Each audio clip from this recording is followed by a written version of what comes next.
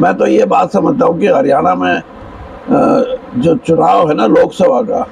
उसमें इंडिया या कांग्रेस क्या करती है,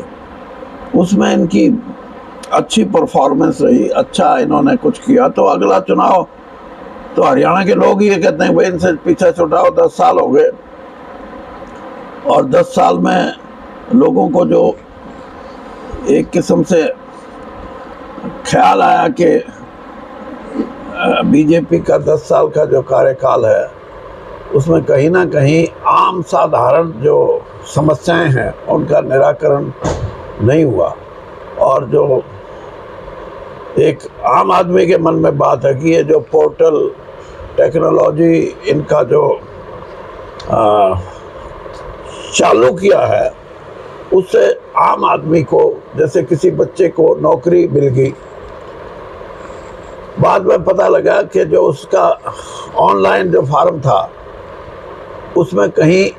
एक चीज़ गलती से हो गई, क्योंकि वो तो भरता नहीं, वहाँ लोग बैठे हैं, वो 50-100 रुपये लेते हैं और वो फॉर्म भरते हैं, तो उस बच्चे की तो सारी ज़िंदगी खराब हो गई। मैं जब बीजेपी में था तब मैं ये बोलता था, मैंने कहा भले आदमियों अगर कहीं गलती हुई है तो उसको ठीक करने का मौका दे दो, और ये मान के चलो कि जो ठीक हुआ है उससे इसको नौकरी भी इसकी सुरक्षित रहेगी, नौकरी जाएगी नहीं। तो टेक्नोलॉजी का हरियाणा के अंदर शुरू करना और उसमें गलतियों को ठीक ना करना, उससे लोगों में, चाहे वो फसल का अपना विवरण देने के लिए है, चाहे वो फसल बीमा की बात है, चाहे नौकरी की बात है, कितनी ऐसी चीज़ें हैं। सबसे बड़ी ये फैमिली आईडी, उसके बारे में हर आदमी ये कहता है कि मेरी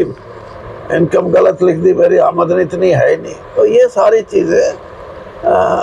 इशारा करती है इस बात की तरफ कि लोग संतुष्ट नहीं है उनके 10 साल के कार्यकाल से, और कांग्रेस पार्टी को एक बड़ा मौका मिला है कि वो हरियाणा से इस पार्टी को, जब विधानसभा का चुनाव होगा तो अच्छी सशक्त, मैं ये कहता हूँ कि कांग्रेस एक अच्छा तैयारी करके इसको हरा सकती है बुरी तरह। और शिकस्त का मतलब ये है कि कहीं ना कहीं आम साधारण आदमी का मन इस बात की गवाही नहीं देता